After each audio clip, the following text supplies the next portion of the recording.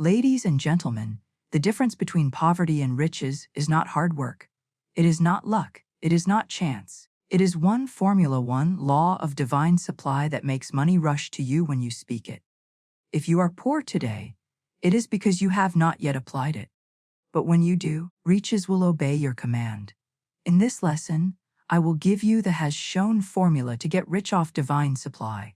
You will learn the exact words to speak daily that unlock your fortune. You will see why so many prayers for money fail, and how this one command reverses poverty and makes supply flow.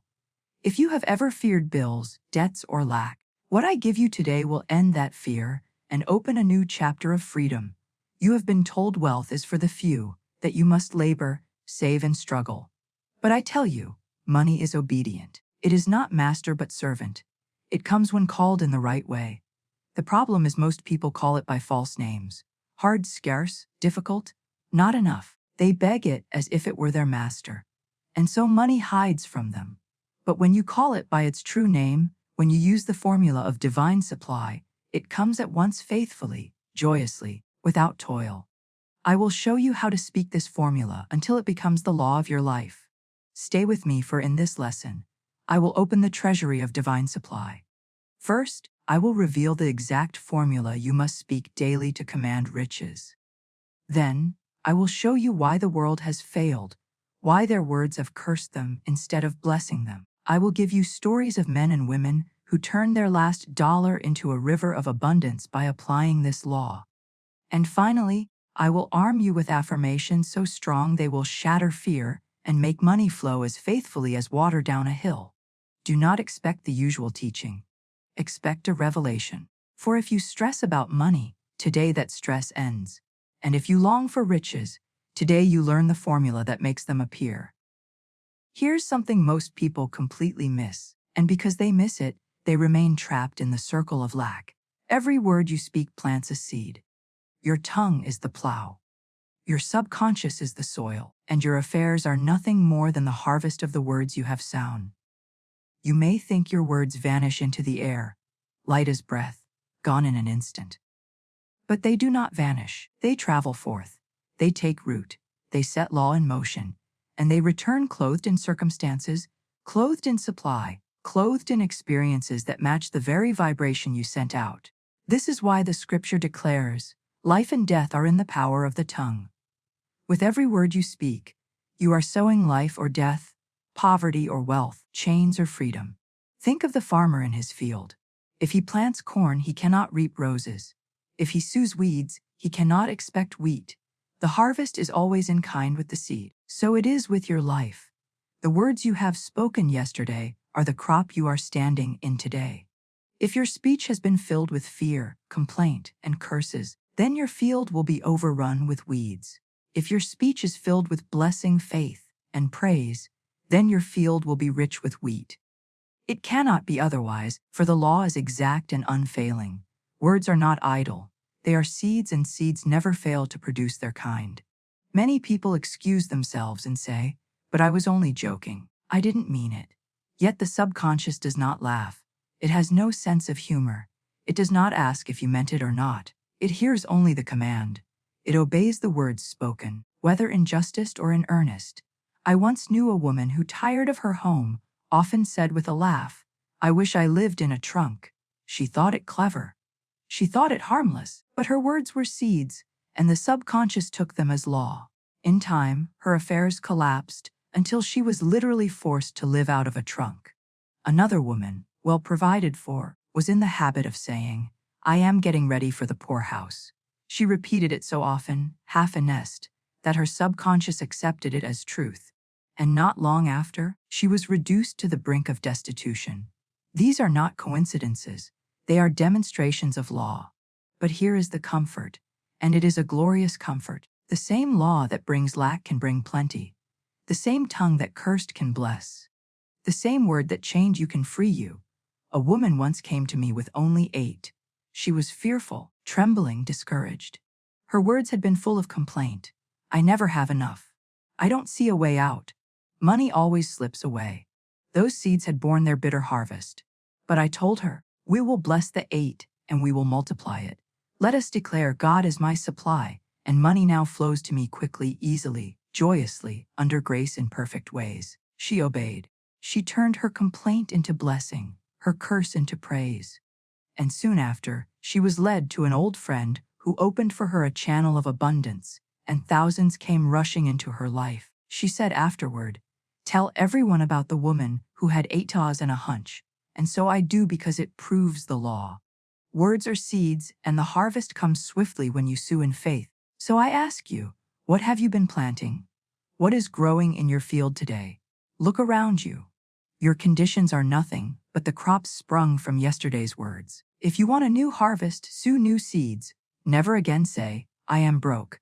Say instead, I am rich in divine supply. Never again say, I can't afford. Say instead, God makes a way for me and I have more than enough.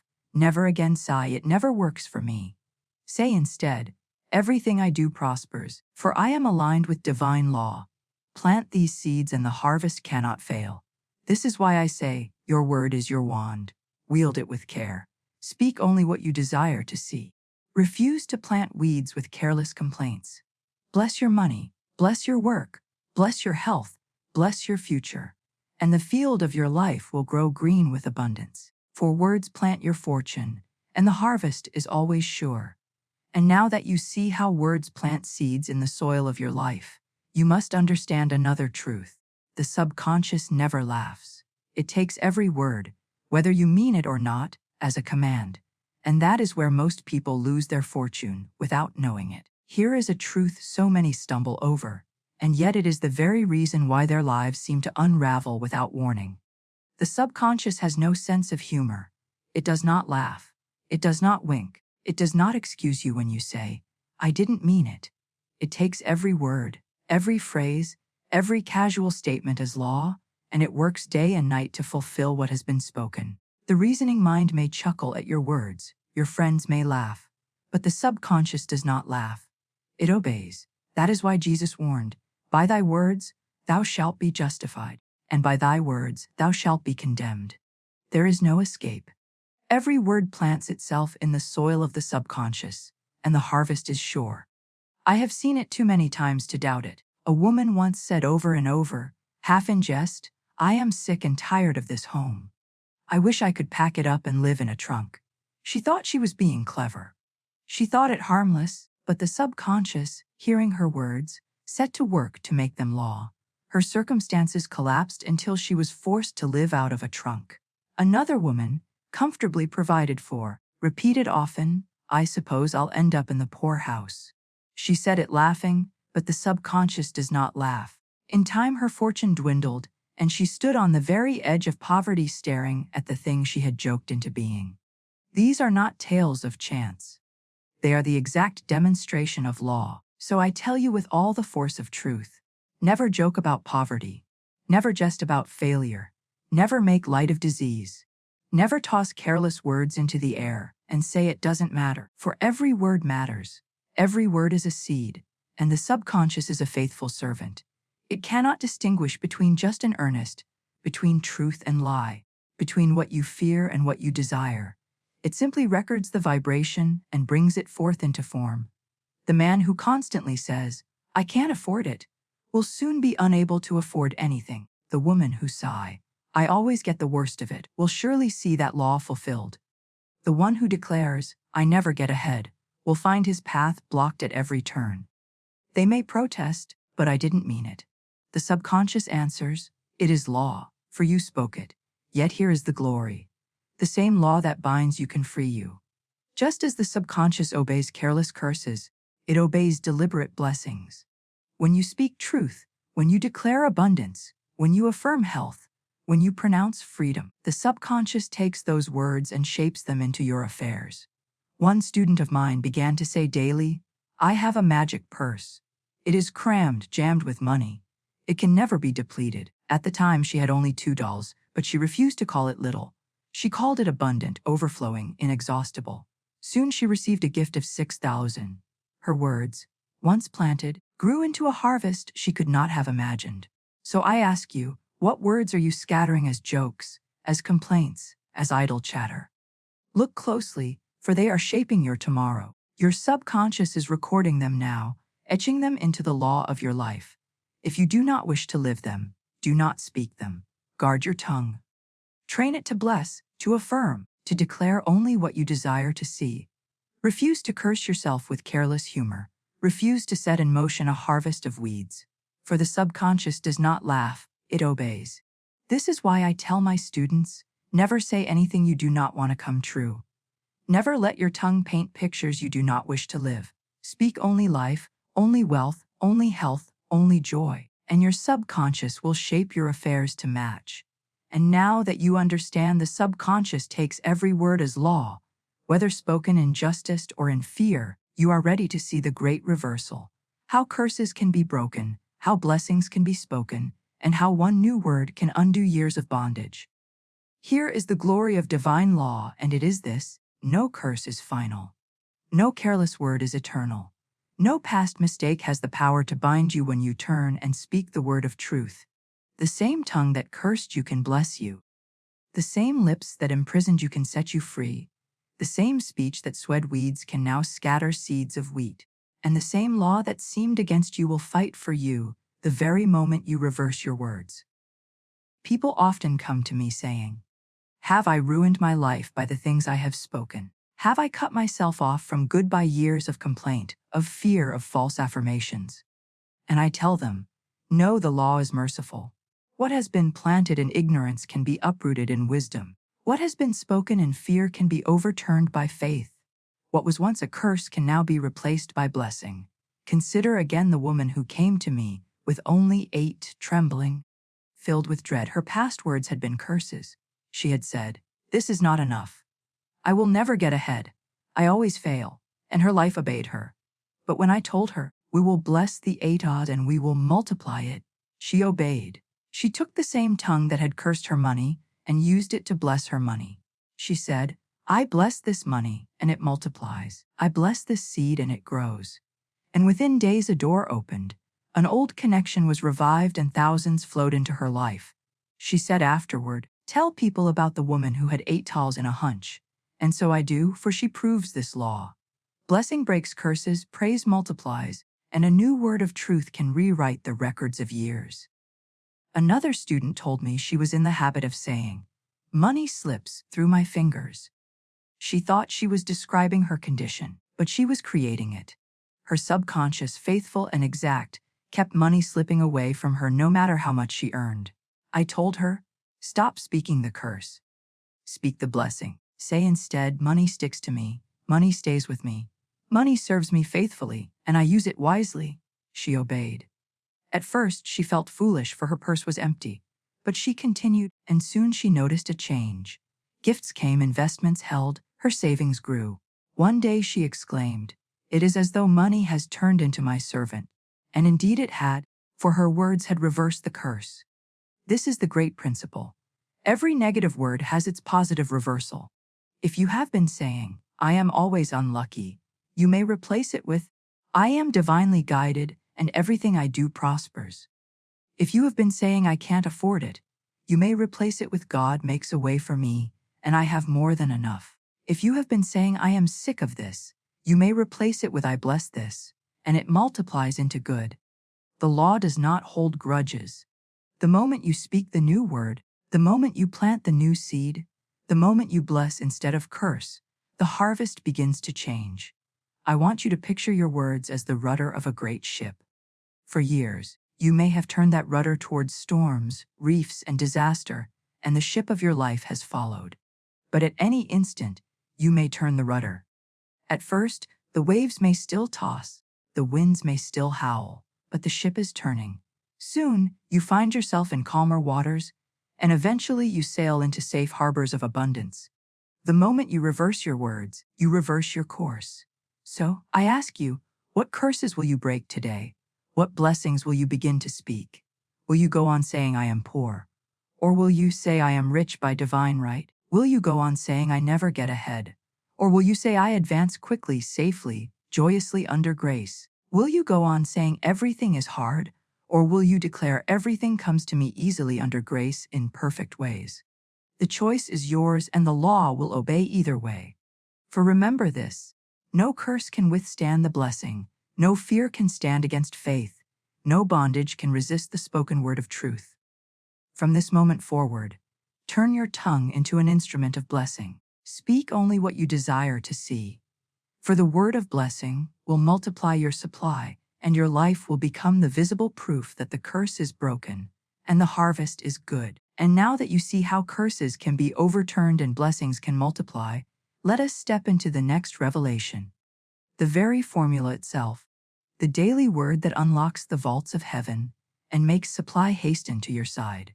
Now that you understand words are seeds, let me show you the greatest secret most people never dare to believe. Money itself is divine substance. It is not wicked. It is not cruel. It is not scarce. It is not hard to get. These are the false names men and women have placed upon it. And because they call it by those names, money flees from them. The law is exact. Whatever you name a thing that it becomes to you. If you call money scarce, it will be scarce. If you call it hard, it will be hard. If you call it dirty, it will slip from your hands. But if you call it abundant, obedient, faithful, and ever-flowing, it will hasten to prove itself. So, do you not see? Money is nothing more than a symbol, a channel through which the inexhaustible riches of God flow into form. God is the source. Money is the servant. God is the fountain. Money is the stream. When you despise the stream, you block the fountain. When you bless the stream, you keep it flowing. That is why I teach my students to say daily, God is my supply, and large sums of money come to me quickly under grace in perfect ways. This is the formula, the key, the law in words. It is not a string of pretty phrases. It is a command, it is a declaration to the universe, and the universe must obey. Let me give you proof. A woman once came to me with only $2 in her purse. Fear and despair were written on her face. She said, "How can $2 be enough? How can I live?" I told her, do not curse the purse. Do not despise the small seed. Call it full. Call it overflowing. Call it inexhaustible. I gave her an affirmation. My purse is a magic purse. It is crammed, jammed with money. It can never be depleted. As money goes out, immediately money comes in. It is always crammed, jammed, packed with abundance. She obeyed. She refused to call it empty. She refused to say only $2. She spoke as though it were bursting with plenty. And in a short time, a gift of $6,000 was placed in her hands. $2 became $6,000 because she stopped cursing and started blessing. She called money by its right name. The world will mock this. The reasoning mind will sneer. You cannot get money by words. But I say to you, in the beginning was the Word, and by the Word was all made that was made. If words can create worlds, can they not also call forth dollars?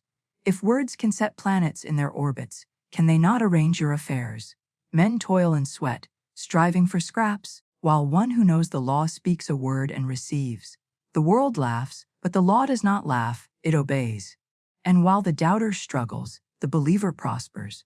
So I ask you, what names are you calling money? Have you been calling it scarce, hard, elusive, never enough? If so, you have driven it from your life. Begin today to call it by its true name. Say daily, money is divine substance. Money is my faithful servant. Money comes to me quickly, easily, joyously, under grace, in perfect ways. Do not wait for proof before you speak. Speak and proof will follow. Do not look into the empty purse and sigh. Look into it and declare this is full, overflowing, inexhaustible. The subconscious does not ask if it is true. It obeys your word and then shapes your affairs to match. Remember this, God is the source.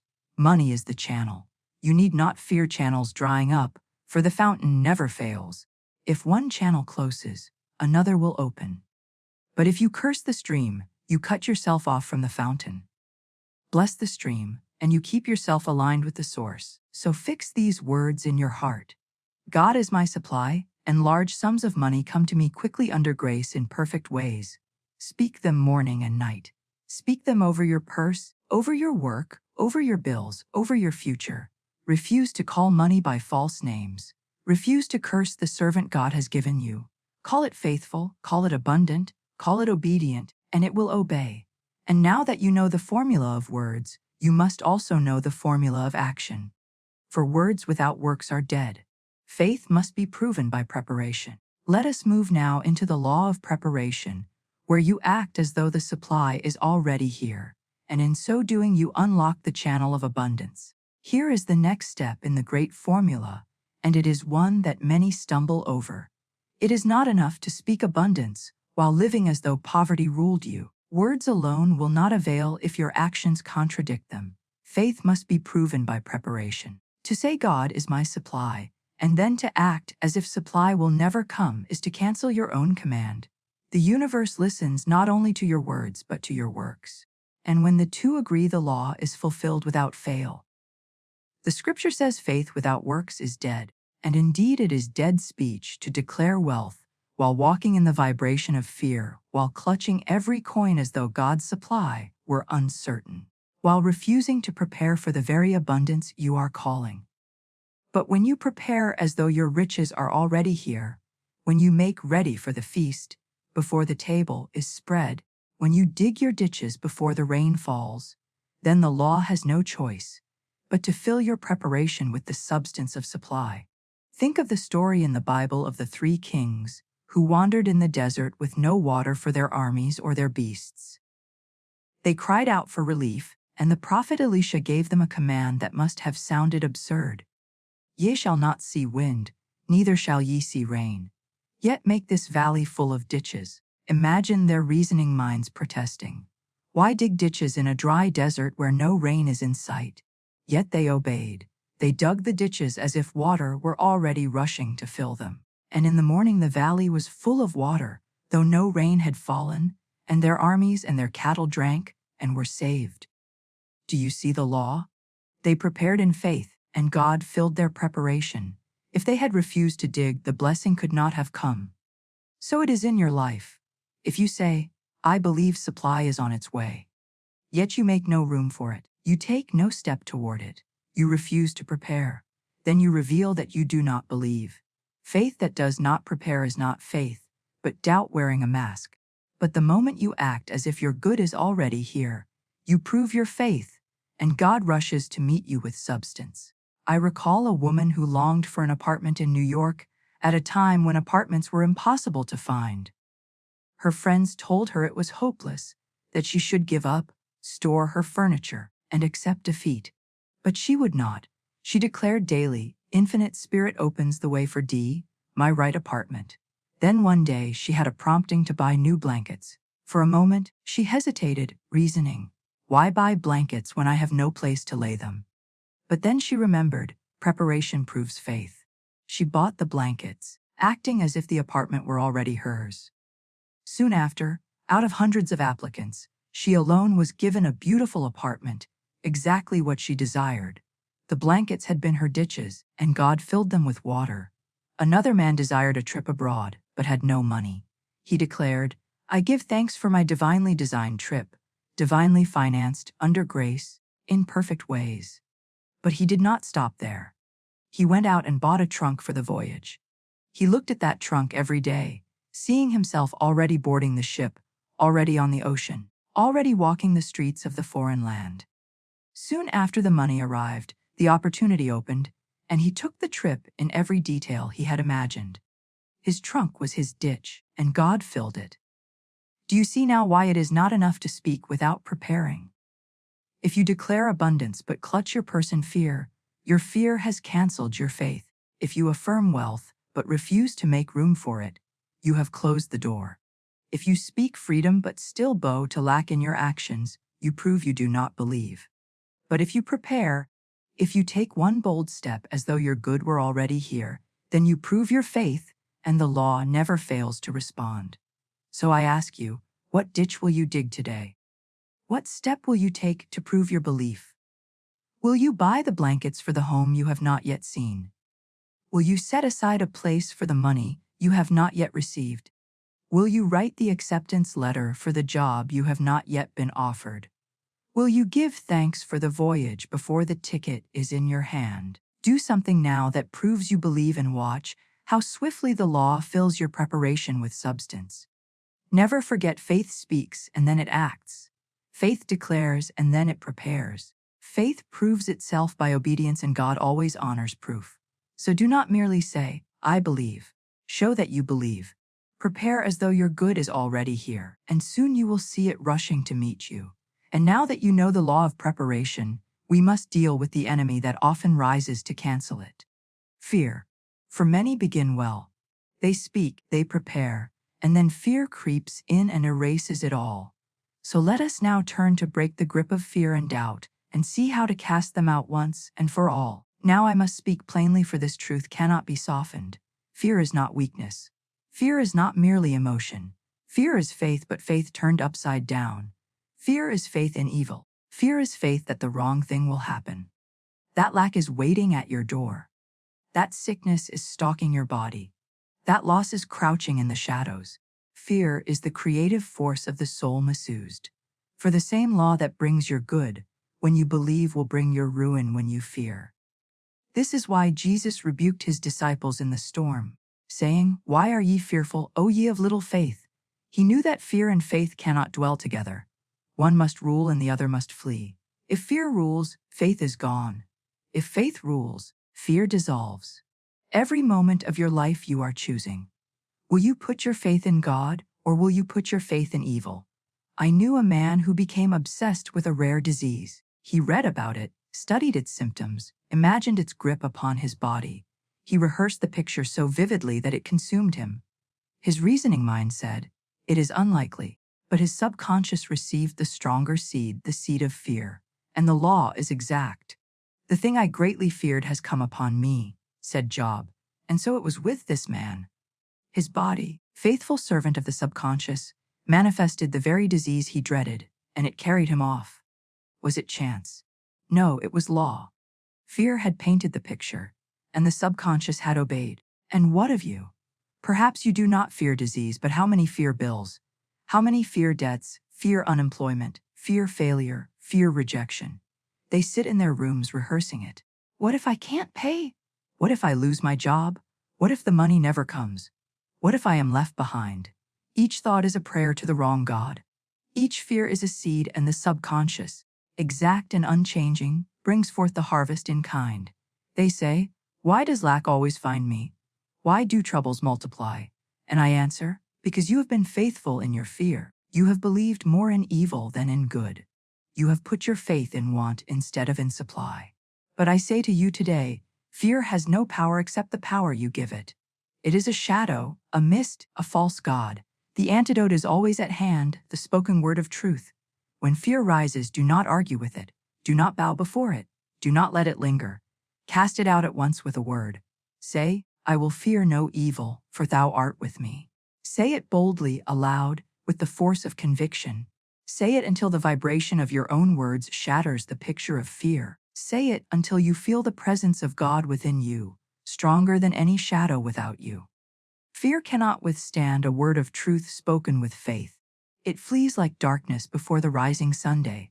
Let me caution you here, for many fall into another trap. They hear this law and then begin to fear their own fear. They say, "If one fearful thought comes to me, will I destroy myself? If I imagine lack for a moment, is my good ruined?"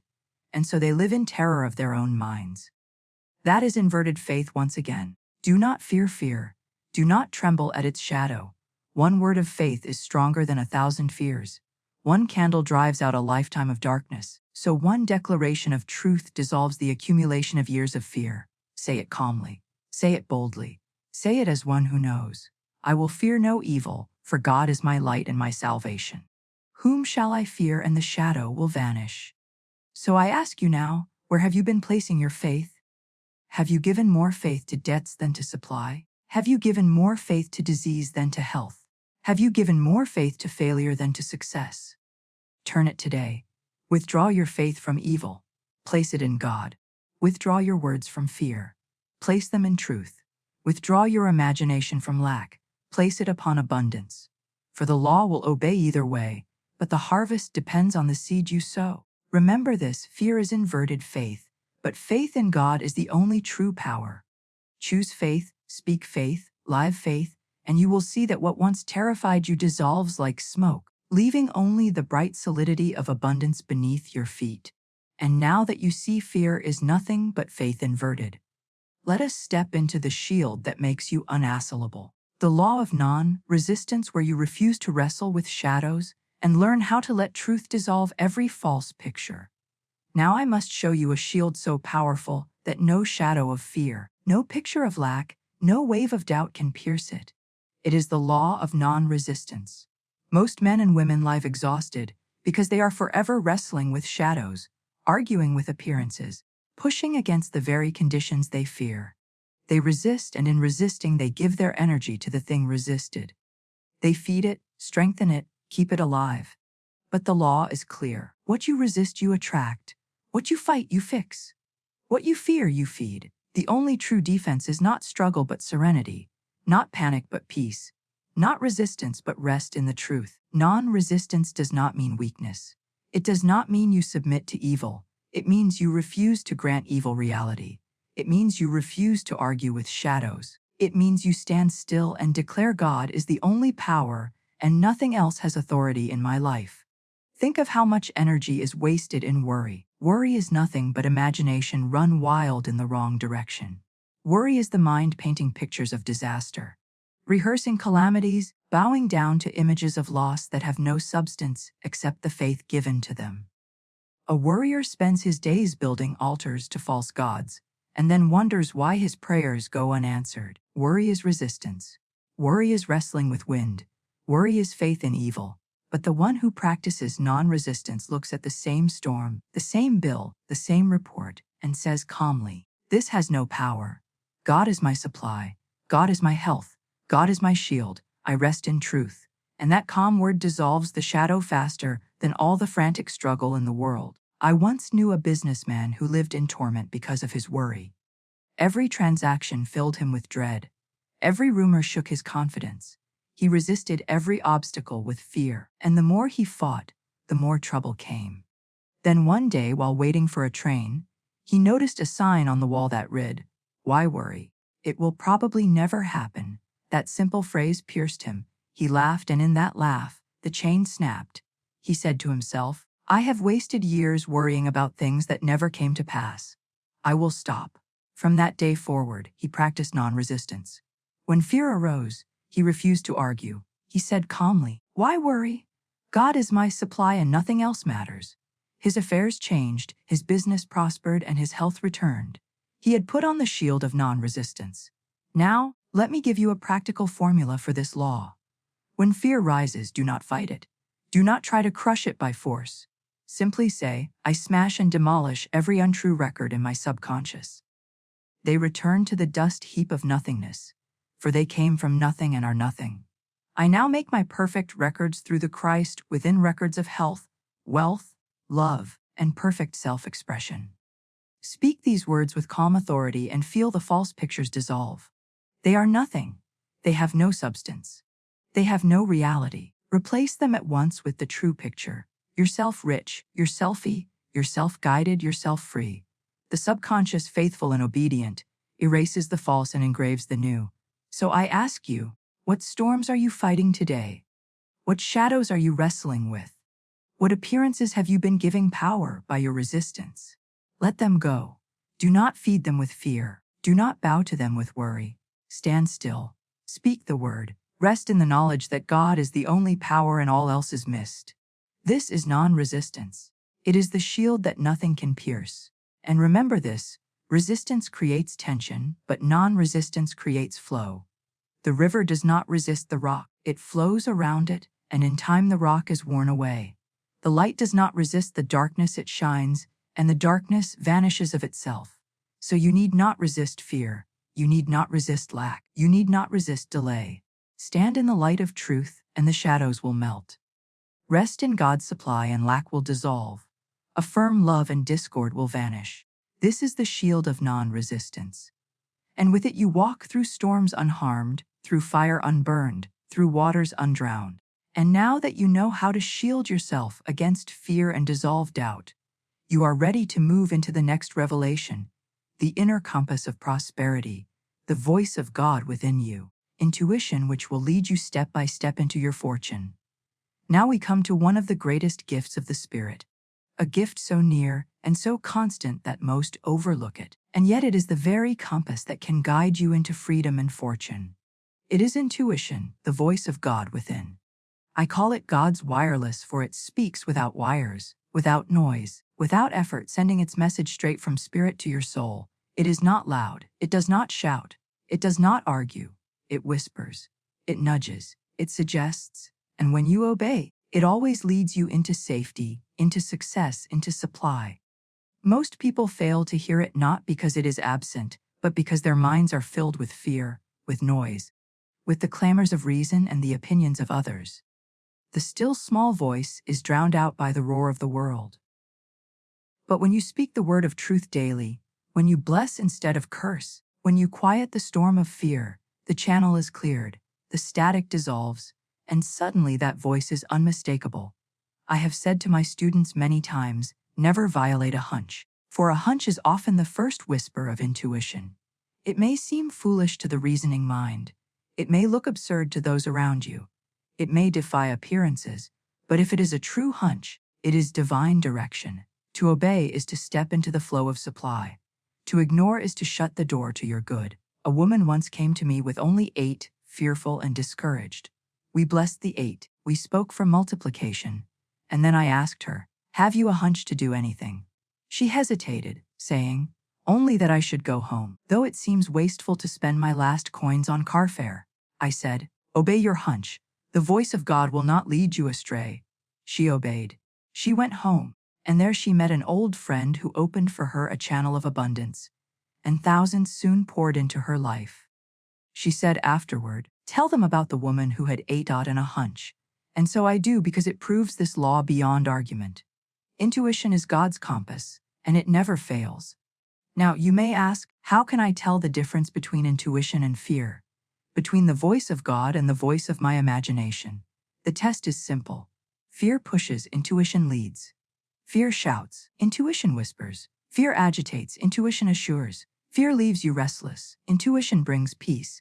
Even before results come, the true inner voice gives you a sense of calm certainty, as though an invisible hand were guiding you. When you obey, that peace deepens. When you disobey, it departs. That is how you know. Another student of mine longed for work, but found every door closed. She spoke the affirmation, "I have a perfect work in a perfect way. I give perfect service for perfect pay." Soon after, she felt a sudden impulse to walk into a certain building, though she had no appointment and no clear reason. Reason said, "Don't go." Fear said, "You will be turned away." But intuition whispered, "Go." She obeyed, and there she met the very person who gave her the position she had been praying for. A position far greater than she imagined. Reason would have kept her out. Fear would have held her back. Intuition led her in. So I ask you, how many times have you silenced that whisper? How many times have you brushed aside a hunch as foolish, as nothing, as imagination? How many doors have closed because you would not obey the knock within? You must learn to trust that voice. Each time you obey, it grows clearer. Each time you ignore, it grows fainter. Each act of obedience proves your faith. Each act of disobedience shuts the channel of supply. The difference between the one who prospers and the one who fails is often nothing more than this. The prosperous obeyed their intuition. The other did not. So remember, intuition is not rare. It is not occasional. It is constant. It is the divine voice always speaking. The problem is not that God is silent. It is that you have not yet stilled yourself to listen. Begin now. Clear the channel with words of truth. Quiet the noise of fear. Refuse to let reason drown the whisper. And when the nudge comes, when the hunch appears, obey without delay. For intuition is the voice of God within, and it will lead you step by step into the riches that belong to you by divine right. Now let me show you how a single hunch obeyed in faith can turn a trickle into a flood, a little into much, a last dollar into a river of supply. For intuition does not always reveal the whole path. It whispers only the next step. And many miss their fortune because they will not move without seeing the end from the beginning. But God's wireless seldom gives you the end in advance. It says only go here, do this, call there, speak this word. And when you obey the small prompting, the larger picture unfolds. Supply multiplies not in the hand of the doubter, but in the hand of the obedient. I recall again the woman with only 8.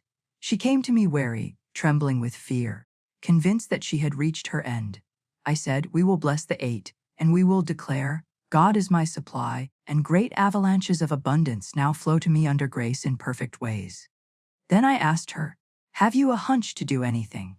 She hesitated, ashamed to answer. Only that I should go home, she said softly, though it seems foolish to spend my last coins on car fare. But I said, never violate a hunch. That quiet impulse is the voice of God. If he says go, go. If he says act, act. She obeyed. She spent the car fare. She went home, and there she encountered an old friend who had been searching for her, a friend who soon opened a channel of abundance, and within days she was surrounded with thousands. She said afterward, tell them about the woman who had 8 owls in a hunch, and I tell it to you now because it proves the law. A hunch obeyed multiplies supply. Do you see the principle? She might have reasoned it away. She might have said, it is foolish, it is wasteful, it makes no sense. And she would have sat in her fear holding her 8 owls until it dwindled to nothing. But because she obeyed, the channel of abundance opened. The hunch was the key, and her obedience turned the key in the lock. Many are praying for their supply, declaring their affirmations. Yet when the hunch comes, they ignore it. They wait for lightning to strike, for a windfall to fall into their laps, while the small, quiet whisper of spirit goes unheeded. And so they block their own good. Understand this. A hunch is never random. It is never accident. It is never coincidence. It is law. It is the exact guidance you need for the next step into your abundance. The reasoning mind will often scoff at it, but faith does not scoff. Faith obeys. Faith says, I need not see the end. I will take the step, and in taking the step, the next door opens, and the next until you look back and marvel at how perfectly the road unfolded. Another student of mine desired work, but had no opening. She declared, I have a perfect work in a perfect way. I give perfect service for perfect pay. Soon she had a hunch to go to a certain building. She had no appointment, no reason to be there, nothing but the quiet voice within saying, go. Fear said, you will look foolish. Reason said, you will be turned away. But intuition whispered, go. She obeyed, and there she met the very person who opened the door to her perfect work. She told me later, had I delayed even a day, the opportunity would have been gone. A hunch obeyed multiplies supply. So I ask you now, what hunch have you been ignoring? What quiet whisper have you dismissed as nothing? What nudge have you reasoned away? That may be the very key to your abundance. Do not despise the day of small beginnings. Do not demand the whole map before you take the first step. Obey the whisper and the path will appear beneath your feet. Remember, this supply is not multiplied by fear nor by doubt nor by clinging to appearances. It is multiplied by faith in action, by obedience to intuition, by trust in the divine whisper. Never violate a hunch. Obey and you will see your small seed multiply into a harvest beyond imagining. And now that you see how a hunch when obeyed multiplies supply, let us go deeper still into the mystery of giving. Not blind giving, but giving by intuition, which keeps the river of abundance flowing without end. Now let me reveal to you a law that many resist, and yet it is the very law that keeps the river of abundance flowing. The law of giving but not giving blindly. Not giving out of fear, not giving out of duty, but giving by intuition. For true giving is not forced, it is not reluctant, it is not the grudging coin tossed into the plate. True giving is joyous, spontaneous, divinely directed.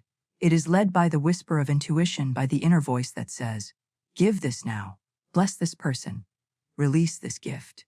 And when you obey that whisper, the channels of supply burst open, and what you give returns to you multiplied, pressed down, shaken together, and running over. The reasoning mind protests, if I give, I will have less. But the Spirit declares, give and it shall be given unto you. The subconscious accepts the act of faith, records it as proof of abundance, and soon the law fulfills itself in ways that astonish you.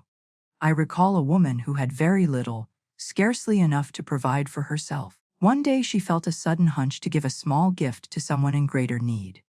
At first, she resisted, saying, how can I give when I have so little? If I let this go, I will be left with nothing. But the whisper pressed on her heart, and she obeyed. She gave with joy, trusting that she was sowing a seed, not losing a possession.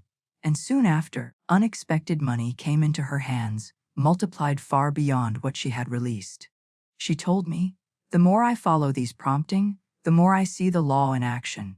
Each gift returns to me multiplied." And indeed it must, for she was giving by intuition, and intuition never leads into lack. The world teaches hoarding. It says save for a rainy day, guard every coin, hold tightly to what little you have. And so men and women live in constant fear of the rainy day they are always preparing for, building barns to hold what moth and rust destroy, clutching their substance until it turns to dust in their hands. But the one who gives by intuition, who obeys the whisper without fear, finds that there is no rainy day, for the sun of supply shines constantly upon them. They are like rivers, always flowing, never stagnant, never dry. For you cannot outgive God, and the more you let flow through you, the more will flow to you. And let me say this, giving is not always money. Sometimes the Spirit prompts you to give a word of encouragement, a gift of service, a smile, an act of kindness. Whatever the whisper directs, that is the seed you must plant, and the harvest will be in kind. If you give joy, joy returns. If you give love, love rushes back. If you give money, money multiplies in your affairs. The law is precise. Every seed returns in kind and greater. So I ask you, how many times have you silenced that whisper? How many times has the nudge come to bless someone, to release a gift, to give of yourself, and you have said, "Not now, not today, I cannot afford it"? And how many times has your river of supply seemed to dry up after? It is because you closed the channel. The river flows as you give. The moment you obey, the channel opens again and the current of abundance rushes in. Here is the practice. When the hunch comes, when the whisper says, "Give," do not argue, do not delay, do not reason. Obey at once joyfully, knowing that you are not losing but multiplying. As you give, say, "This gift blesses and multiplies. It returns to me increased under grace in perfect ways." Then release it with thanksgiving. And soon you will see the harvest return, often through channels you never imagined. For remember this, giving by intuition is not sacrifice. It is strategy. It is not loss. It is increase. It is not subtraction. It is multiplication. It is the law of circulation, and it is as exact as gravity. When you obey the whisper to give, you prove that you trust God as your supply. And God always proves himself faithful. So listen for the voice of God within you will not only tell you where to go and what step to take. It will also tell you when to give, how to give, and to whom to give. And each time you obey, the river of abundance flows stronger, wider, deeper, until your life overflows with riches beyond measure. And now that you see how giving by intuition keeps the current of supply alive, we must turn to the final proof of faith, obedience itself.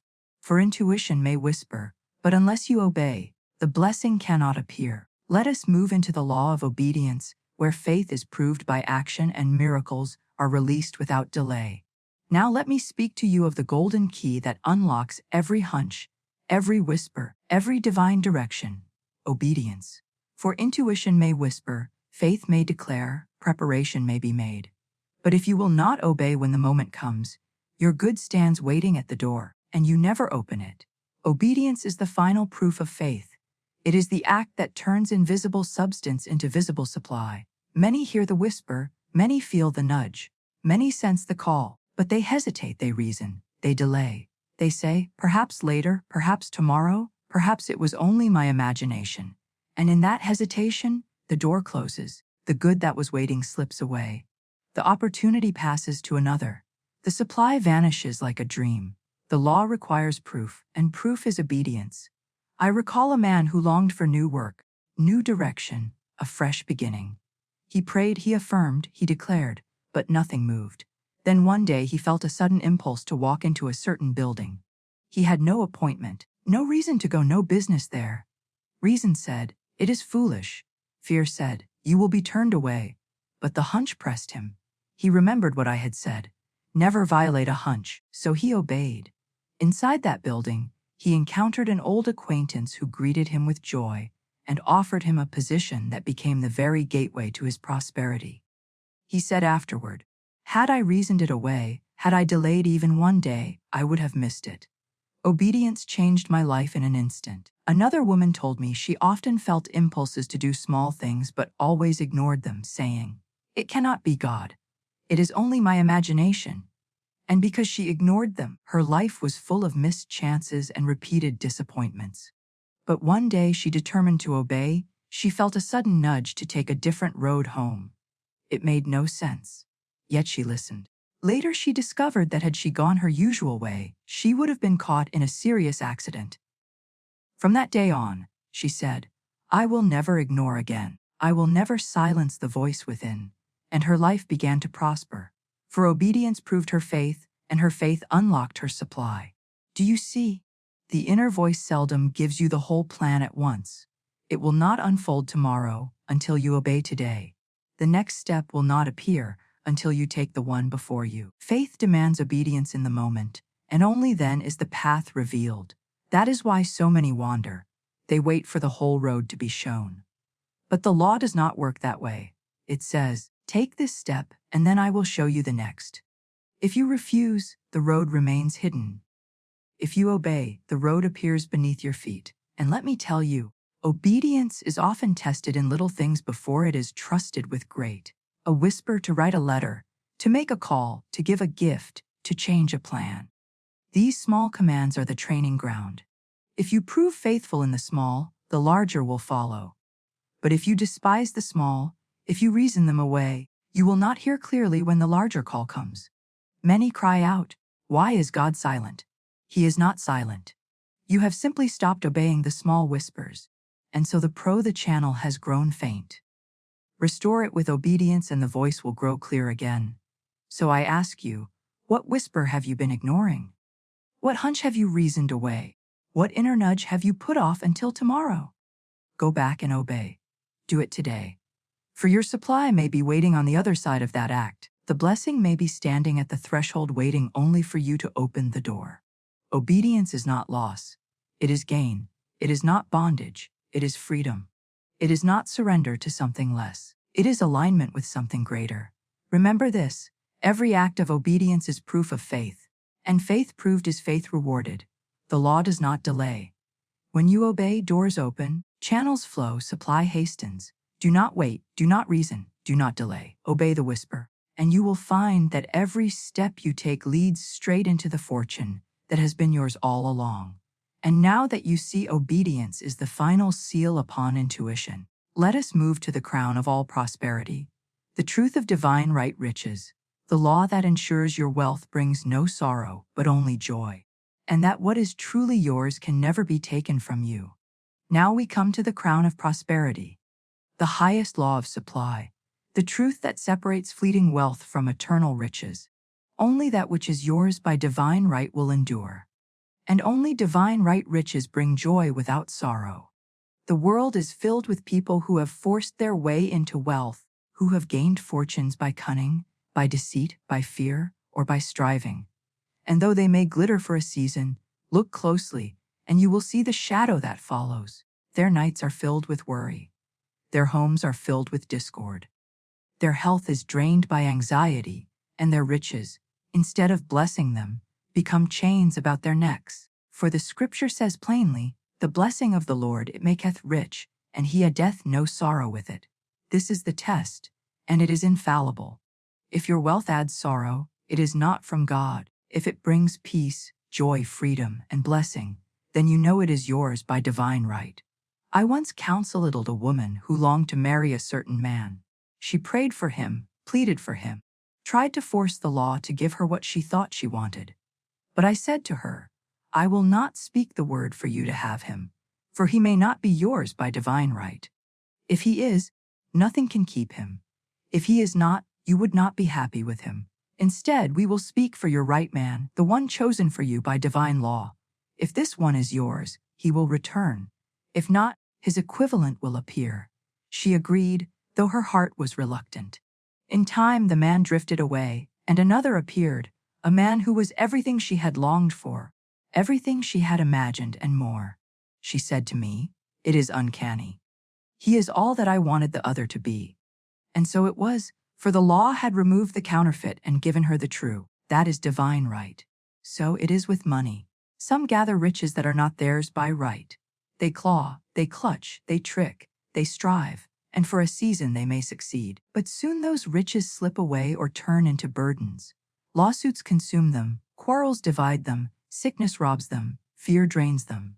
Wrong riches carry sorrow as their shadow, but when wealth comes by divine right, it flows easily, it remains securely, it blesses abundantly. It does not come by toil, but by alignment. It does not bring anxiety, but peace. It does not lead to sorrow, but to joy. You may ask, but how do I know if the riches before me are mine by divine right? The answer is simple. Test them by peace. Do they bring you joy or do they trouble you? Do they expand your life or do they narrow it? Do they make you free or do they bind you tighter? Do they give you room to bless others or do they make you grasp and cling? Divine right riches always expand, always free, always bless. Wrong riches always shrink, always bind, always curse. The law is clear and cannot be deceived. Therefore, I tell you, never envy another's fortune, never covet another's wealth, never chase what does not belong to you. Speak instead, that which is mine by divine right is now released to me. It comes quickly, easily, joyously, under grace in perfect ways. When you declare this, you release the counterfeit and call in the true, and when the true comes, you will know it, for it will bring no sorrow with it. So I ask you now, what riches are you clutching that bring no joy? What possessions weigh you down instead of lifting you up? What blessings have turned to burdens? Release them. Do not fear their loss. If they are yours by divine right, they will remain. If not, something better will take their place. The law never leaves a void. Remember this, divine right.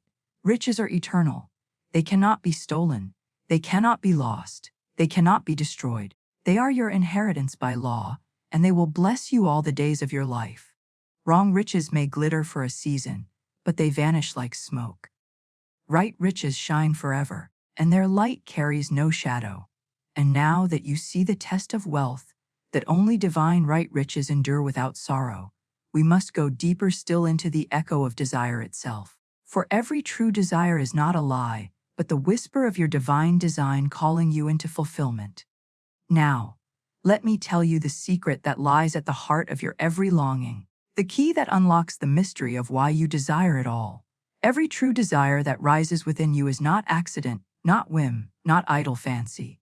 It is the echo of your divine design, calling you forward into the fulfillment already prepared for you. The thing you deeply desire is the thing that belongs to you by right. The dream that returns again and again is not mocking you. It is guiding you. God does not plant hunger where there is no bread. He does not plant thirst where there is no water. He does not plant desire where there is no fulfillment. The desire itself is the signal that its supply is already waiting. The world will tell you otherwise. It will say desire nothing, for you will only be disappointed. It will say be realistic. Settle for what you can get. Do not reach too high. Do not dream too big. And so men shrink their desires to match their fears. And then they wonder why their lives are small. They bury their longings, silence their visions, and live in gray resignation. But the one who dares to honor desire, who dares to say, "This longing is the voice of God within me," will see that every true desire carries its own fulfillment. Desire is not the enemy. Desire is the compass pointing you to what is already yours. I recall a man who longed for a certain kind of work. He said, "It is too fine a position, too great for me. I cannot expect it." But I told him, "The very fact that you desire it proves that it is yours by divine right. Speak the word. I have a perfect work in a perfect way. I give perfect service for perfect pay." He obeyed. He affirmed. He refused to be shaken by appearances, and in time the very position he had thought beyond him opened for him. He said afterward, "I had been blind." The desire itself was proof that the way was prepared. Another woman came to me longing for a home, a certain kind of house in a certain place. She said, "It is impossible. I have not the means."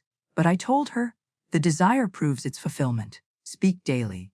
I give thanks for my divinely designed home under grace in perfect ways." She did so, and soon the exact home she had pictured was placed in her hands easily, without strain, without debt. She walked into the very vision she had held in her heart. Do you not see? Your desires are not vain. They are divine signals. They are God's way of saying, this is already yours. Rise and claim it. Of course, there are false desires born of envy, pride, or imitation, and these will dissolve. But the deep, persistent, joyous desire that returns again and again, that is the echo of your divine design. That is the key to your fortune. So I ask you, what desire burns in your heart today? What dream refuses to die, no matter how often you try to silence it? What vision returns to you at night, whispering of another life, another work, another wealth, another joy? Do not dismiss it. Do not bury it. Do not call it impossible. Say instead, this desire is the voice of God within me. Its fulfillment is already prepared. I claim it now under grace in perfect ways. For remember, this desire is never cruel. It is never vain. It is never planted without the power to fulfill it. It is the echo of your divine right, the signal of your destiny, the voice of God pointing you to the riches prepared for you from the foundation of the world. And now that you understand desire as destiny's whisper, we must look at the law that protects you when your longing is set on the wrong thing. The merciful law of substitution, which takes away the counterfeit and gives you the true equivalent. Now I must tell you of a merciful law that has spared many from ruin and lifted them into joy, though at the time they wept and thought themselves forsaken. It is the law of substitution. This law declares that if the thing you seek, the thing you demand, the thing you strive for is not yours by divine right, you shall not have it. But in its place, the true equivalent, the perfect substitute will be given.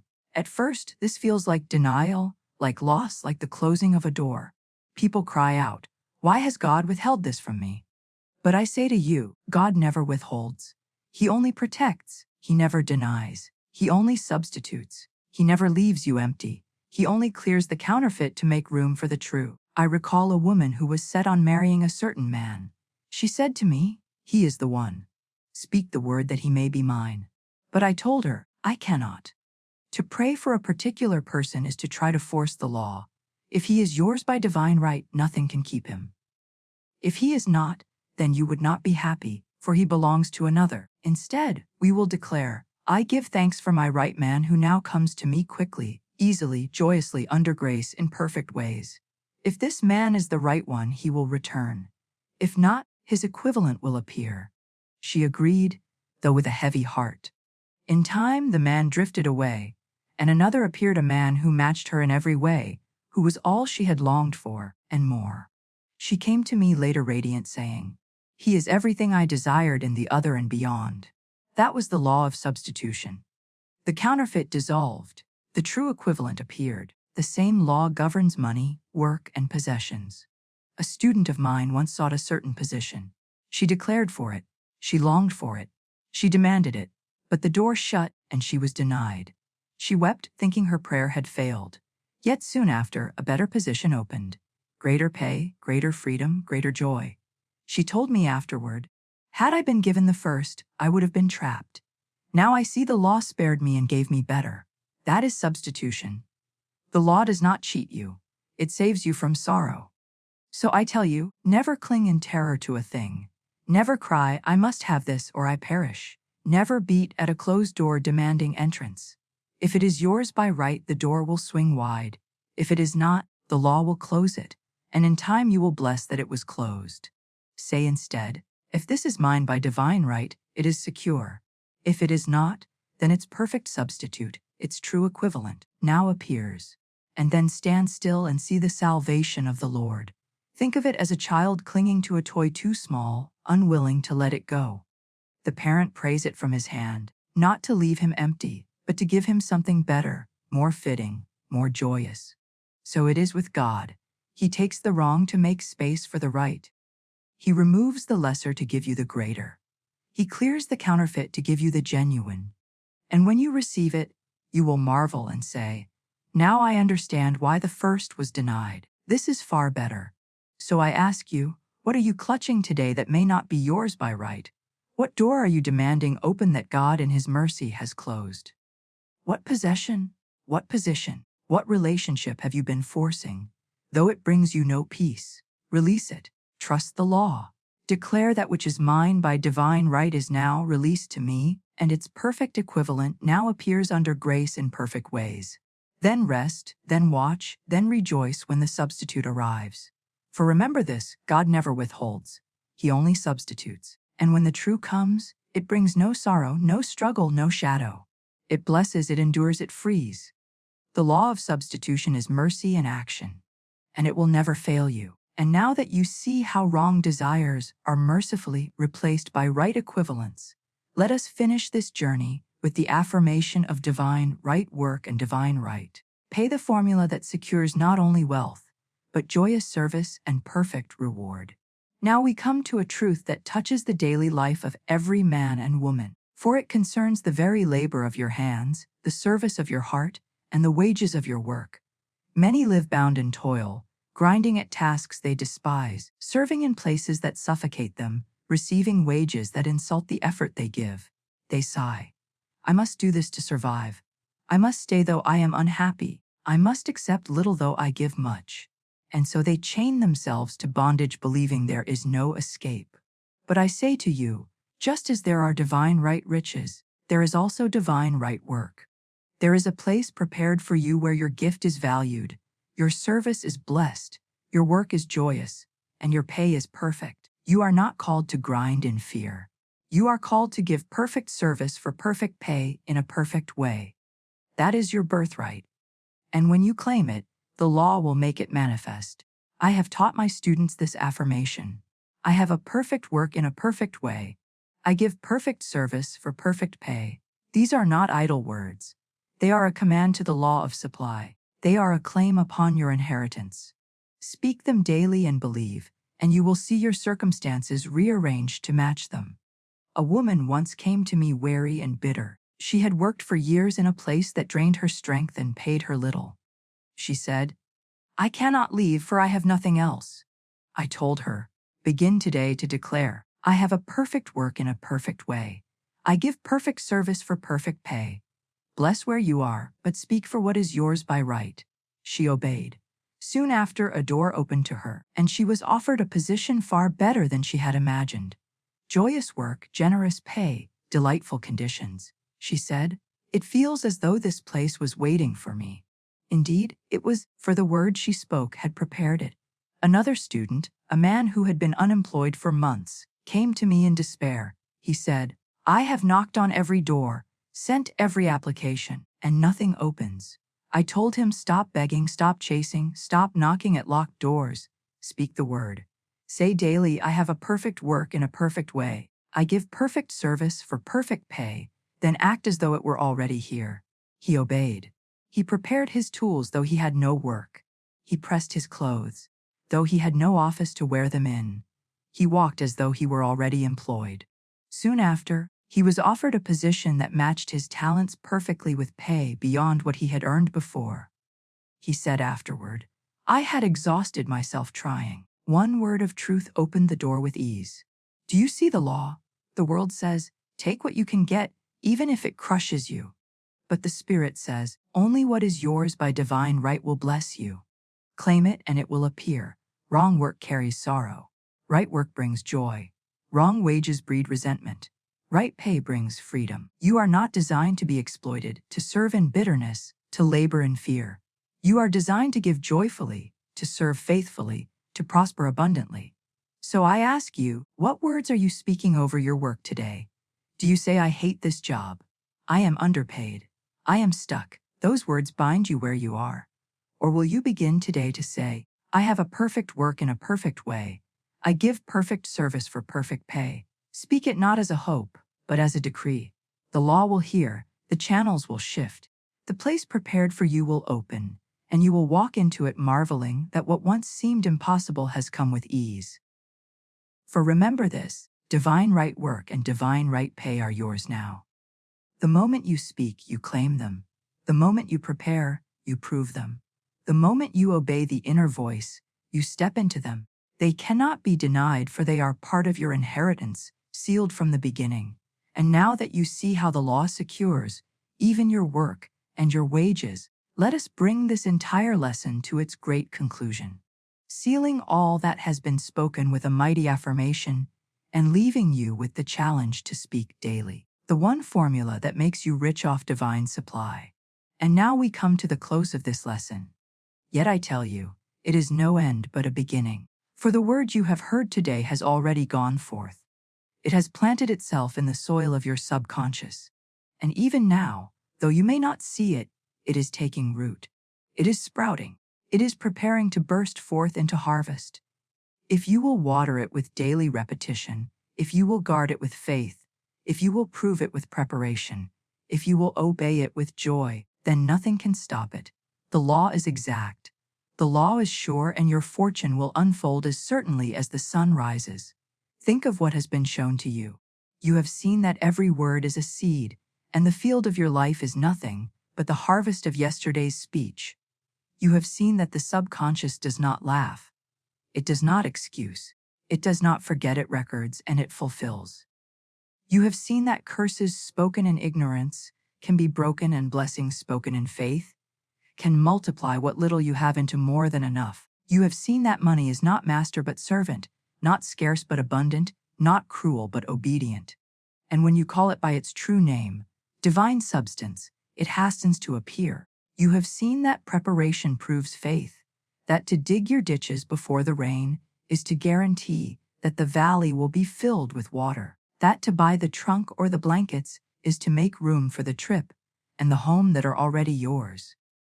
You have seen that fear is faith inverted, that doubt is a thief, that worry is wasted imagination, and that the antidote is the word of truth spoken calmly and boldly. You have seen the shield of non-resistance, the refusal to wrestle with shadows, the serenity that dissolves every false picture without struggle. You have seen that intuition is God's wireless, whispering the way step by step, and that a hunch obeyed multiplies supply, while a hunch ignored closes the door. You have seen that even giving, when led by intuition, opens the floodgates of return, and that obedience is the final proof of faith. And you have seen the crown of it all, that only what is yours by divine right endures, that true riches bring no sorrow, that deep desires are the echo of your divine design, that wrong desires are mercifully replaced by the right equivalent, and that you have a perfect work in a perfect way where you give perfect service for perfect pay. So I say to you now, you are no longer a beggar before life, no longer a slave to fear, no longer a prisoner of appearances. You are a commander under divine law. The word you speak daily is the formula of your fortune. Speak it, prepare for it, obey it, and watch as riches flow to you with ease under grace in perfect ways. Let this be your affirmation, your challenge, your daily command.